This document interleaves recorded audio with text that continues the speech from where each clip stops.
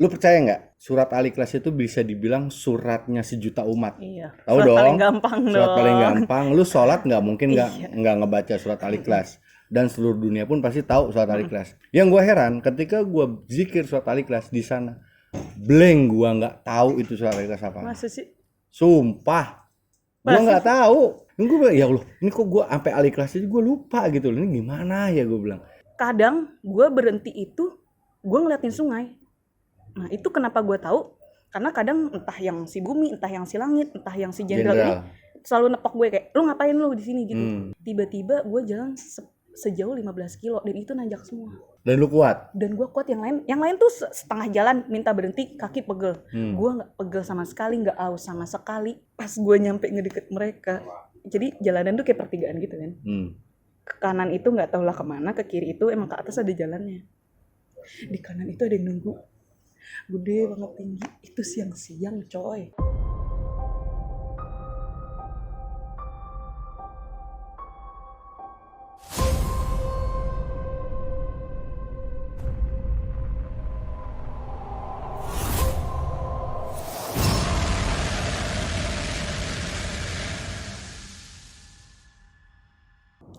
Assalamualaikum warahmatullahi wabarakatuh. Kembali lagi di Jejak Gentala. Oke, karena part yang kemarin nanggung banget. Kentang. Mumpung kita pakai baju baru, Jejak coy. Gentala. Ini bajunya, kalau yang mau beli boleh. Kaki. Kaki langsung ya. Kemarin itu kalau nggak salah di part sebelumnya itu kita ngebahas tentang pengalaman lo nih bang. Ya benar. Terus kemarin kepotong itu yang pas gua lagi di Pelabuhan Ratu. Pelabuhan Ratu, Nah, benar. Nah jadi gini. apa yang terjadi? Banyak kan mitosnya nih kalau Pelabuhan Ratu ini kan tempat-tempat sakral ya, karena di situ ada penghuni pantai selatan ya.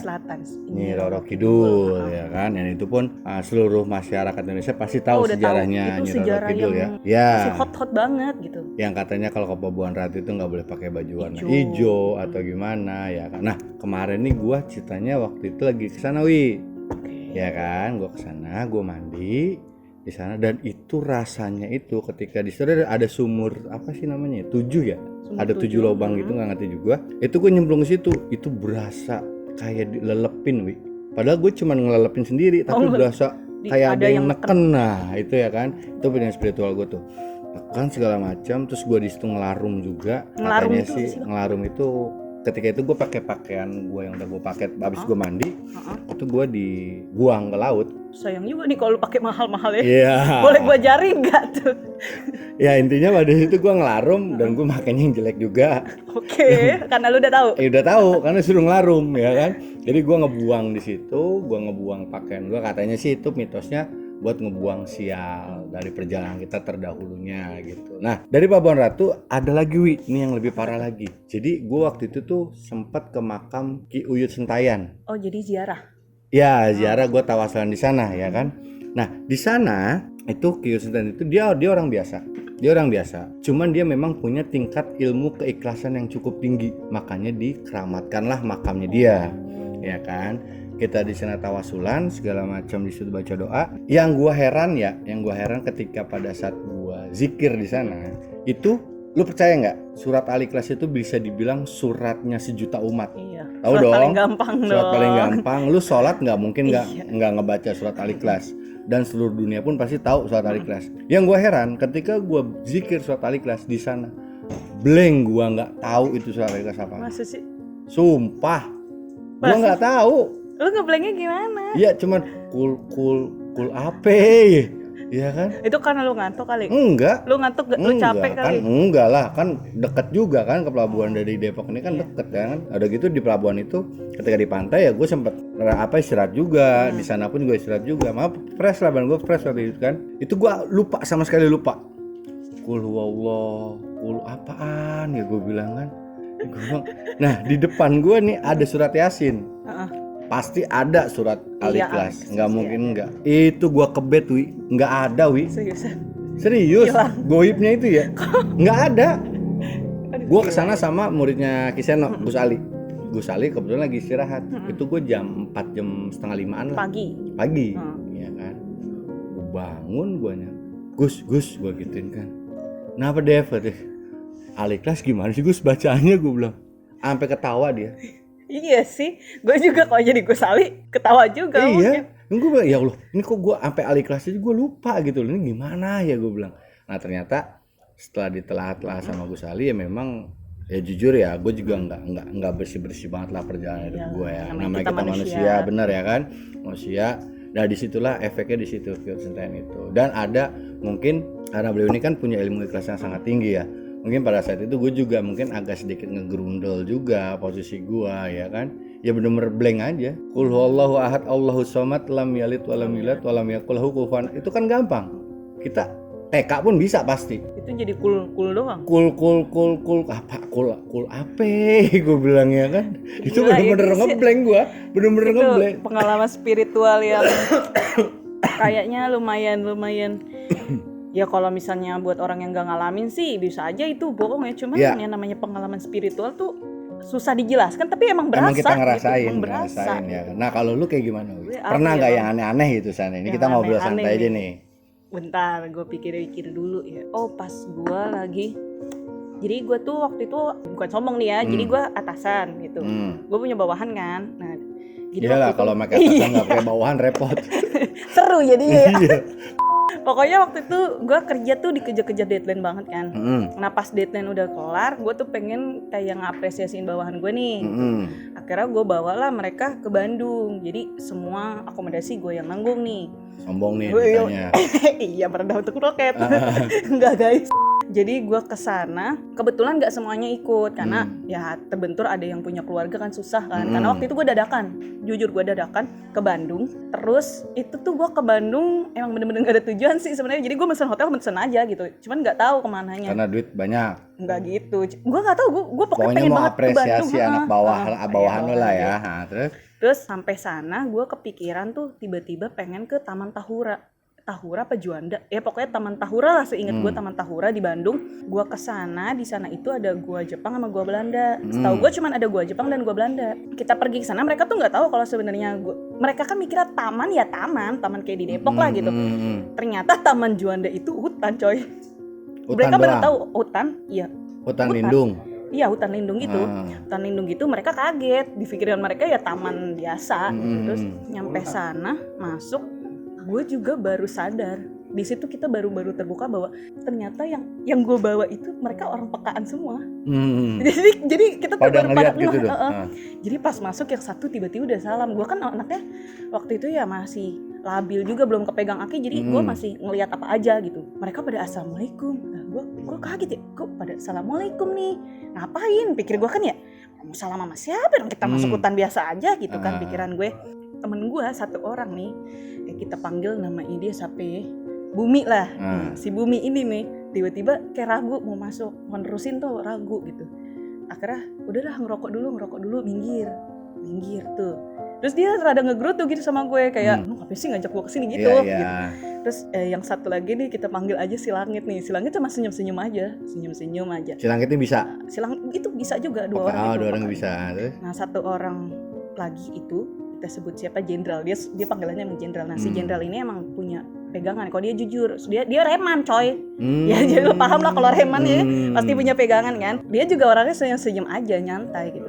Cuman yang si Bumi ini yang kayak aduh kayaknya jangan kesini deh kayak gitu loh kayak orang nggak nyaman gitu takut dia. Gua kan bilang ya udah tanggung udah masuk coy udah bayar ya kan. Dilanjut lah. Gue juga cuman tahu di situ tuh cuman tahu kalau ada gua Jepang sama gua Belanda doang. Gue nggak tahu kalau ada yang lain-lain kan. Habis kita ke gua Jepang sama ke gua Belanda, teman gua ngeliat peta. Oh, di situ ada batu batik gitu. Ngajak lah teman gue, ayo deh tembusin nih kalian gitu kan. Gua kan emang anaknya kan petakilan banget ya. Kayak kancil dah gua. Ngelompat-lompat gitu lah, enggak jelas dah petakilan banget emang. Sekarang. Terus habis ya mungkin gue sempet sompral kali ya. Gue jalan itu agak maksudnya gue itu ketempelan cuy. Itu gue baru pertama kali. Gue kan anaknya mageran. Kalau kemana-mana naik motor, deket pun naik motor, suka nyerbaan. Tiba-tiba gue jalan sejauh 15 kilo dan itu nanjak semua. Dan lu kuat? Dan gue kuat. Yang lain tuh setengah jalan minta berhenti, kaki pegel. Gue nggak pegel sama sekali, nggak aus sama sekali. Dan gue juga kayak hahaha aja. Terus tapi temen gue bilang lu banyak-banyak istighfar. Gitu. Jadi setiap kita berhenti, si Langit ini selalu bawa aqua, doain, minumin Lu? itu. Iya. Dan gue juga nggak ingat sepanjang jalan itu gue ngapain aja, gue nggak tahu. Tiba-tiba nyampe duduk gitu. Gue ingetnya tuh kadang gue berhenti itu gue ngeliatin sungai. Nah itu kenapa gue tahu? Karena kadang entah yang si Bumi, entah yang si Langit, entah yang si Jenderal ini selalu nepok gue kayak, lu ngapain lu di sini gitu. Dan itu posisinya gue lagi diem ngeliatin bawahnya tuh jurang kayak kali, kayak nggak tahu kenapa gue demen banget ngeliatin kali gitu, bawaan gue gitu. Untungnya gue nggak loncat ya kan? Tapi ke sungai beneran gitu? Sungai beneran coy, itu jauh banget. Namanya kita gue di gunung kan, kita di gunung itu sungai jauh banget. Makanya gue tuh di sana tuh gue inget banget, gue ampe itu tangan gue dipetot tuh masih Jenderal karena ditarik. Dia bilang iya ditarik. Gue tuh nggak bas kali betot. gue tuh nggak mau jalan katanya.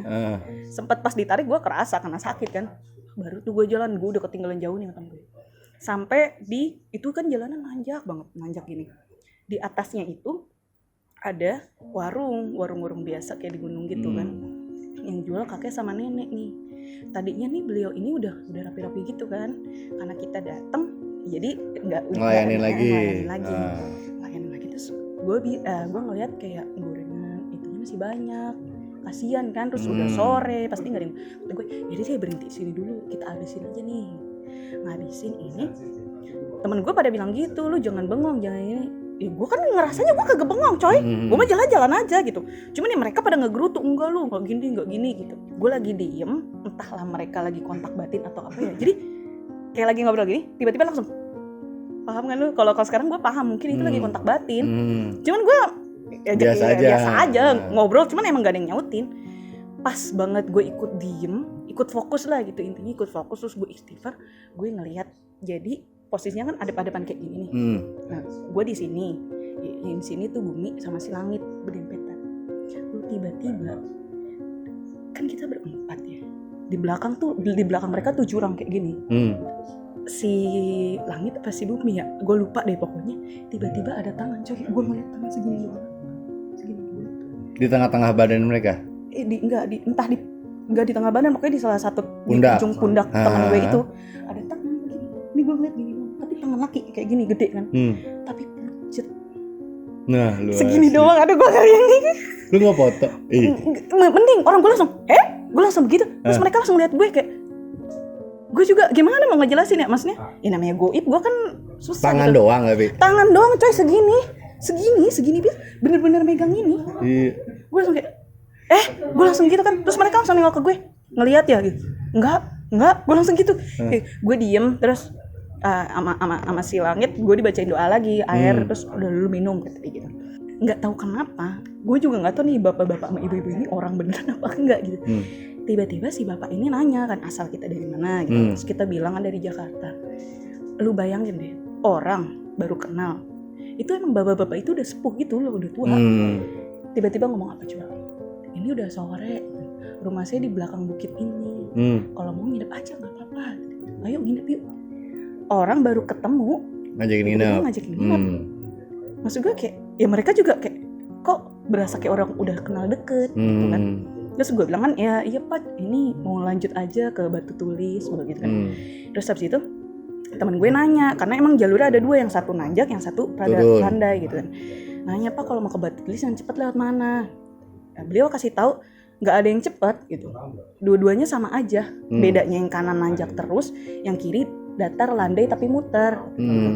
Nah yang kiri itu ada kandang rusa gitu, kayak bukan peternakan, apalah pokoknya kandang rusa gede gitu.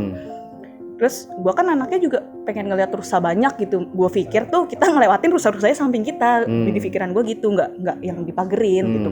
Ya udah, gue bilang kan, udah lewat rusa aja yuk, gue gitu kan. Itu jam berapa kejadian itu? Masih sore cuy, masih jam 2. Jam 2. Terus si ibu-ibu itu ngeliatin kita nih, gitu. Ntar pas kita tengok, ibu-ibu tuh langsung, si nenek itu tuh langsung ngapain gitu.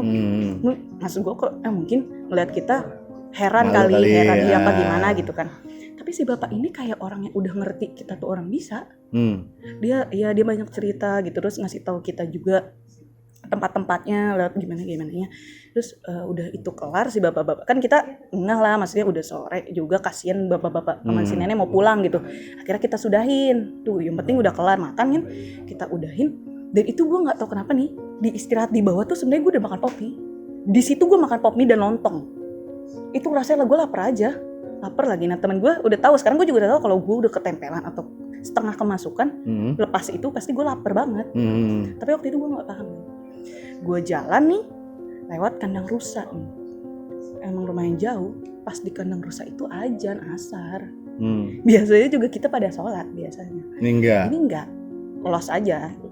Gue pengen ngingetin sih, cuman ya namanya gue ngeblank sih waktu itu, gue nggak inget. Tiba-tiba mereka udah jauh. Ntar tiba-tiba ada yang ngejemput gue, gandeng. Karena gitu. ketinggalan. Ketinggalan. Nah, kita ngelewatin ini bang, yang kalau buat ngebuka air nih, kalau lagi deres airnya dibuka. Kayak waduk. Iya. Gitu pintu dah. air gitu iya, lah. Iya tahu, paham. Nah dia. Paham ya teman-teman ya. Iya pokoknya kayak gitulah teman-teman. Pokoknya ada tuh pintu ceritanya. Pintu air. Ya pintu air. Nah itu zaman Belanda. Pintu airnya zaman Belanda. Gue pas lewat situ, lu kayak masuk nih, kan dia kan kayak apa ya namanya, kayak ya, namanya nyebrangin kali kan ada jembatan kan. Pas ngelangkah ke jembatan itu, plek gitu. Gue tuh kayak bukan di dunia yang sekarang. Gue kayak flashback ke zaman Belanda. Serius lu? Serius. Aduh anjir gue begini. Serius. Gue juga nggak ngeliat temen gue dong. Gue nggak ngeliat temen gue. Itu pas banget ngelangkah ke jembatannya. Loh, kok gini jembatannya? Airnya tuh keruh aslinya. Tapi pas di zaman itu enggak. Terus gue nyoba jalan lagi. Merinding gue ya? Gue juga merinding. Asli sumpah ini merinding gue. Terus. Gue nyoba jalan lagi kan. Sambil istighfar gitu kan. Ya Allah, kok beda gitu. Ya Allah, kok beda. Ya Allah, kok beda. Gitu. Terus abis itu gue di pertengahan itu balik lagi. Gue udah ngeliat temen gue. Dunia asal lah ya. Terus gue kayak berasa mimpi dong kayak gitu pasti kan. Gue kayak gue bukan sih. Ini bener nggak sih gitu kan? Kayak, halu nih gue mikir gitu, gue halu nih kayaknya. Cuman mungkin karena gue baca tadi sejarahnya ini zaman Belanda, mungkin gue flashback gue gitu kan ya. Mungkin gue halu nih. Gue minta foto teman-teman gue, namanya cewek kan buat update Instagram. Temen gue nggak ngebolehin. Lu cepetan nyebrang tadi. Lu cepetan nyebrang. Ada yang nunggu di belakang. Gue nengok kagak ada orang, gue tinggal gue kan paling belakang. Terus itu gue masih di tengah-tengah, temen gue udah di ujung. Temen gue tuh bilang, kan gue yang nanya tadi ke mbak warung sebelum kita ke itu portal itu kan. Jadi gue ketemu warung lagi, gue nanya air portal. Iya pintu air. Terus kata mbaknya, udah mbak ke kiri aja lurus lagi gitu. Temen gue nanya nih kemana lagi gitu. Pas gue nyampe ngedeket mereka, jadi jalanan tuh kayak pertigaan gitu kan. Ke kanan itu nggak tahu lah kemana, ke kiri itu emang ke atas ada jalannya. Di kanan itu ada yang nunggu, gede banget tinggi. Itu siang-siang coy. Asar. Gue pikir bayangan. Iya. Gue pikir bayangan. Ya gue takut mendingan ke kiri dong kita. Kata gue kiri aja. Gue gitu. Udah ke kiri, pokoknya ke kiri lurus terus gue gitu kan. Lu lihat sosoknya? Gue lihat, tapi gue nggak ngeliat sampai mananya. Gue cuma lihat itu kan ada pohon pisang, ada pohon banyak namanya kayak hutan gitu kan. Pohon-pohon banyak. Itu tuh samping pohon itu bener-bener ngalangin jalan ke sebelah kanan. Ditutup lama dia gitu ya? Iya itu. Ya udah sebayangan itu hitam, gue pikir kan pohon coy. Lah kok gue deketin nih kayak bukan pohon nih gitu. Nggak mungkin pohon nih gue gitu. Ya Allah, gue nunduk aja, udah kita ke kiri tuh. Jalan nanjak. Terus mungkin itu tadi tempat pengen dijadiin kayak gubuk-gubukan buat orang istirahat kali ya. Cuma belum jadi cuman kayak patok buat duduk. Duduklah mereka di situ ya. Mereka duduk di situ. Jadi sebelum ke patok itu kita ngelewatin jalan. Jadi jalannya rada belok gitu. Di jalan pas belokan itu ada pohon tumbang. Nah, pohon tumbang. Gue pikir ini nggak boleh dilewatin. Ya kan gue pikirnya namanya orang kita di kampung orang mungkin buat tanda biar nggak lewat situ kali ya. Terus ke temen gue, enggak ini mah karena hujan angin jatuh gitu. Emang habis hujan malamnya. Oh ya udah kita langkahin. Terus nyampe tempat yang gue bilang istirahat itu, minum. Gue ngeliat temen gue pada ngeluh kaki. Lu enggak. Terus temen gue bilang, ya iyalah orang lu digendong. Begitu? Ya iyalah, emang lu naik apa? Tadi gitu. Naik apa ya? Kan gue gak ngeh. Apaan sih? Gue gitu, gak jelas lu pada. Minum nih. Gue minum, kita semua udah minum. Kelar. Mereka gak tahu kenapa. Ya gitu, temen gue tuh tiba-tiba langsung hening. Lagi ngobrol-ngobrol, hening. Kan aneh kan? Ya udah pas mereka lagi hening ya gue merem aja baca istighfar gitu. Gak lama gue bilang ayo jalan lagi keburu maghrib. Gue gitu nggak nyampe ntar. Gue jalan belakang gue nih ya berasa teman-teman gue udah jalan dan rame. Gue ngerasa rame banget. Lu tau nggak pas gue nengok mana? Temen gue masih pada duduk. Nah, gue itu jauh jaraknya? Jauh banget. Waduh. Oke guys, kita tahan dulu. Nah, buat kita jadiin part-part berikutnya. Pokoknya kalau kalian suka dan tertarik sama cerita ini, jangan lupa buat subscribe, like, dan komen juga share. Terus apa Bang? Kalau seandainya teman-teman nih ada yang punya cerita-cerita misteri juga, bukan misteri ya, apa perjalanan spiritual atau ya, yang horor-horor juga nggak apa-apa yang sih. gaib, boleh silakan tulis di komen. Kalau mau datang ke sini sebagai bintang tamu kita, monggo, Welcome kita banget terima kita ya. Kita bagi-bagi pengalaman di sini, sekalian nanti konsultasi sama Kiseno, boleh teman-teman datang ke sini ya. Tinggal tulis aja di komentarnya kita. Ya, tapi jangan lupa ditonton sampai habis ya. Gitu ya Wia. Oke, gitu aja Wia malam ini. Kita lanjut lagi untuk malam-malam berikutnya. Mudah-mudahan teman-teman bisa ada yang datang ke sini untuk cerita-cerita masalah goibnya. Atau undang kita buat penelusuran. Pokoknya gue minta banget yang tempat yang paling angker lah. Nah, ada nggak nih kira-kira teman-teman nih? Kalau jadi kita nanti agak berbeda ya. Kan selama ini kan di Jakarta ini ngobrol-ngobrol nih, terus konsultasi sama Aki. Barangkali teman-teman ada atau punya tempat yang sekiranya rekomendasi untuk kita datengin, kita bikin vlog di sana. Monggo silakan tulis di dan komen kalian juga. bisa ikut kalau mau. Boleh banget. Yang penting satu, izinnya harus jelas ya teman-teman ya. Gitu aja. Terima kasih, cukup sekian, terima kasih. Gue sih cukup sekian, terima kasih. Sekian, cukup, terima kasih. Pokoknya terima kasih ya guys untuk udah nonton kita berdua. Nanti dipotong lah pokoknya ya. Oke, wassalamualaikum warahmatullahi wabarakatuh. Salam Rahayu.